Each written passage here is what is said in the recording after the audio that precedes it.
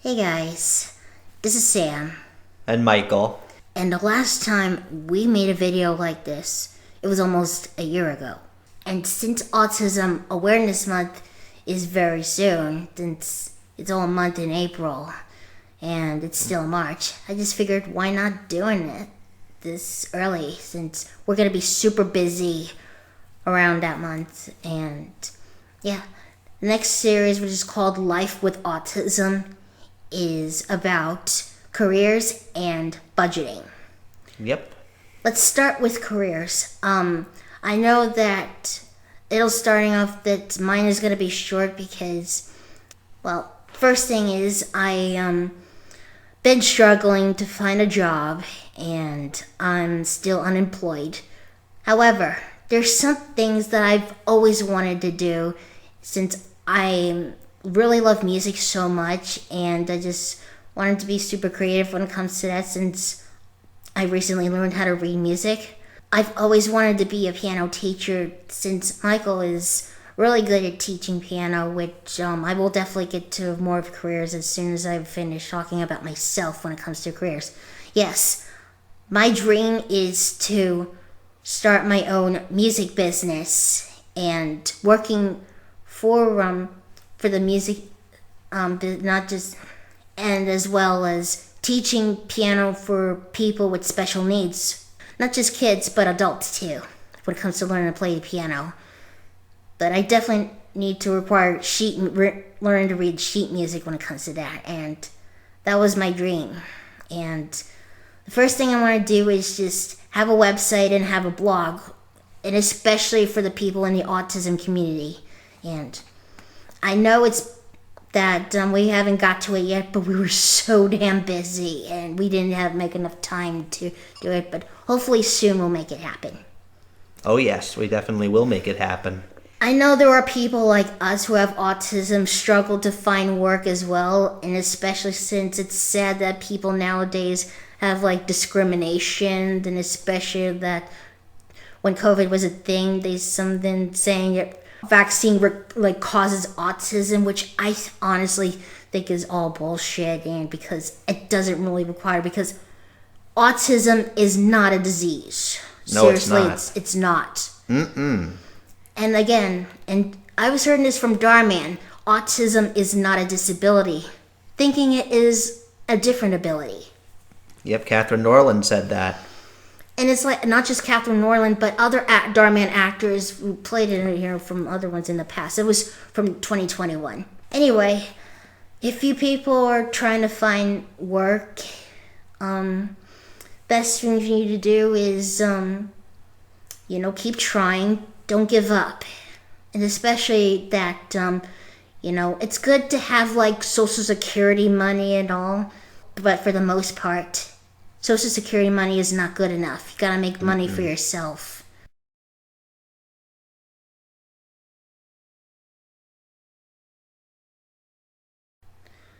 Before I get to Michael's part when it comes to careers, I used to work at retail stores, and it was the past. I started having a job when I was about 19 years old, and the reason why I go to different jobs is because I moved a lot, and it didn't really lasted mostly until like a year. It's because of the move.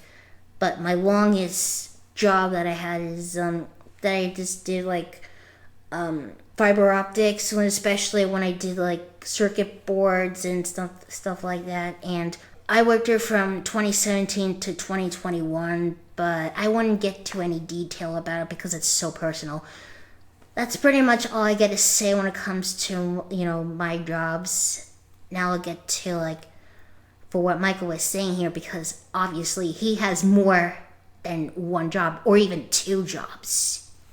So go for it. Well, the first job I actually ever did, especially summer of 2012, like as I completed my first year at community college, I was a bagger at ShopRite. That didn't last long because that was definitely not my thing. And I also had a challenging fall 2012 semester coming up.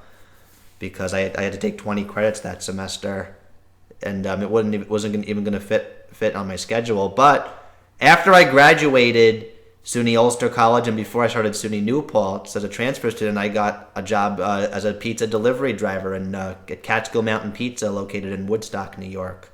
Ever since I started that job, I have not given it up. So I've been doing that job for almost 11 years. And that was your longest job you've done, right? Yep. My second longest job I ever done started the year after. That was Woodstock Playhouse. And that only happens in the summertime for the most part. I do different Broadway shows with either the upright bass or the electric bass. Mostly I've done upright bass because I just picked up the electric bass back in 2019. And I've played upright bass since 2009. So... Yeah, and that was a long time that you've doing this, and it's not very common for autistic people, especially like you, when it comes to like being like a part of the performer with the orchestra for like musicals and whatnot. Mm-hmm. I had this amazing job that I started in 2016. Actually, I started sooner, a little like end of 2015 as an intern. But I actually got a job with this organization. It was a nonprofit organization as well. Yeah. It was called Xylophone. Yeah. Sadly, it closed down because of COVID, but yeah, I would have loved this because we both love music, and I could, go for like different, to keep people with special needs entertained, and especially music. Yep. Along with music, we did dancing, we did games, we did art, we did acting.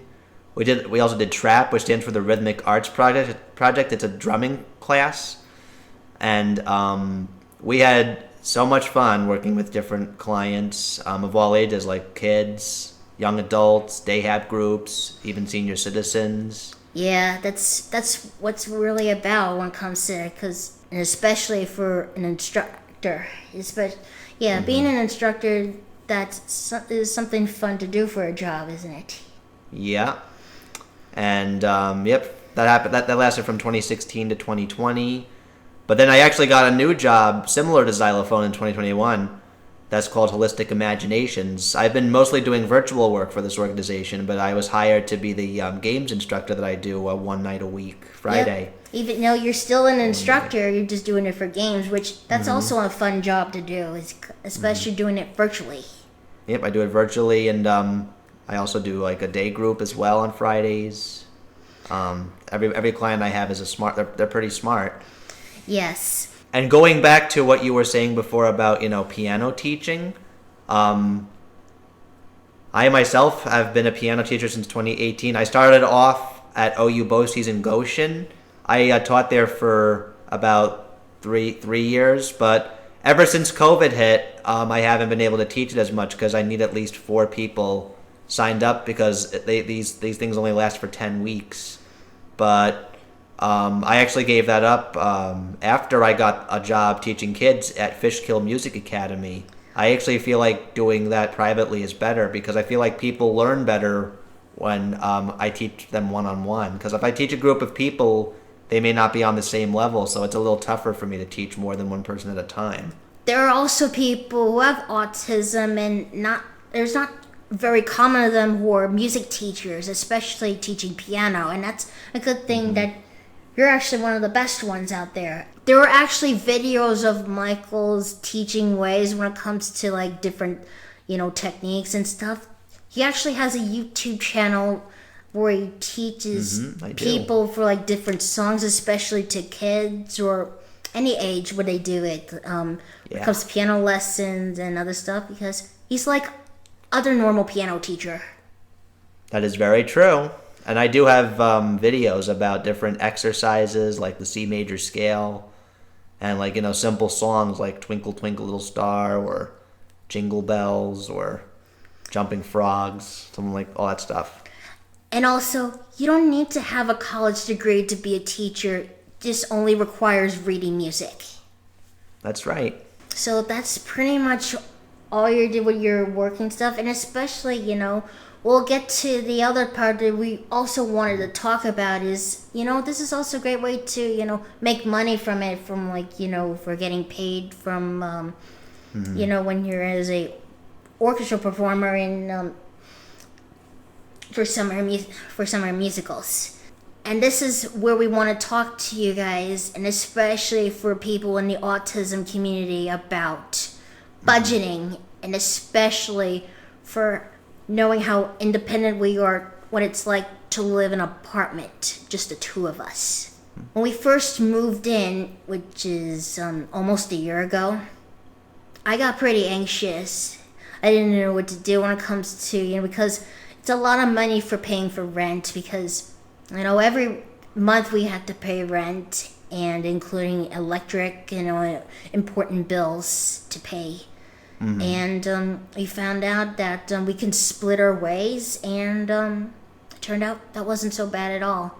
Nope, it wasn't. However, there is one time that I got pretty anxious when there's actually on the actual day where I was, for when it's due, because it's always like the 5th of the month, and I was worried that it's going to be past due, but I was actually safe on it because February is the shortest month, and it was going for a late start, and everybody is doing it that late because certain offices, they don't, that are not open for an apartment complex, but it turned out things were okay right now after what happened. I would definitely say it is definitely an experience when it comes to that, and especially for people like us to live in an apartment. Yeah, I felt the exact same way when we first moved in together. I was also anxious because it's also my first time moving since 1996. I know we're both 31, and it's took us years to get an apartment. It's because it's just trying to find the right partner to be with, especially when you trust someone. And I'm glad I finally found someone, and because I've been waiting this a long time ago. Likewise. And I really love living with Michael. Aw, I love living with you too, Sam. That was honestly the best thing that's ever happened. And that's also part of us being adults. Very true. We can't live with our families forever. No, we cannot. To the people like us, if you guys are anxious, or live in an apartment, do you have any advice for the people? Well, always make sure that that you like the place first, and it's also good to ask others for advice when it comes to how much space you need for stuff, and if you feel comfortable living by yourself. Because if you're not feeling comfortable living by yourself, like we could always find like a roommate to have. Yes, and it's not just for for couples. You can also have a roommate, but like I said, it's about trust. Right. You always have to make sure your roommate is not only you could take care of yourself, but and also take care of each other, especially that you need to support your loved one. And you can always visit families here now and then, especially most of the week, or even close by or something. Because right now we're not that far away from where Michael's parents is at, and and my family are in North Carolina. It can be very challenging because and I know it's not the same, but I've always FaceTime, text them, and that's the best thing to do, and that's the power of the internet. That is correct. Well, anyway, to people who have autism, if you wanted to try living independently, I recommend not to get a room that's not being well taken care of. You just wanted to have better shape. Even if you're a single person, you don't want it too tiny, especially if you have all your stuff there, especially for a 1-bedroom. But right, definitely. You always want an apartment that's all nice and clean, and always want to make sure you keep it tidy, and Oh yeah, there's one more thing we have to say before we end the video.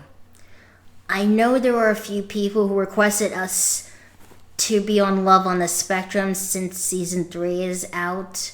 Even though it's mostly for people with high functioning autism looking for love, it's not just that, but there's one in the Australian version about, getting engaged, one who's getting engaged and getting married and stuff. We're not really interested in doing it. I know it can make good money off of it. We're just not interested. No.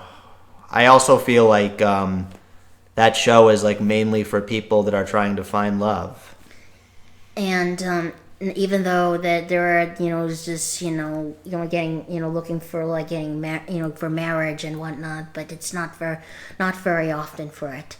Well, anyway, that's all we gotta say for this subject when it comes to life with autism. We'll definitely do more of that very soon, as I promise, because I know we have so much going on, but we'll do my best to be active as we can when it comes to making videos. We'll see you guys in the next video. We'll see you soon, and thank you very much for watching.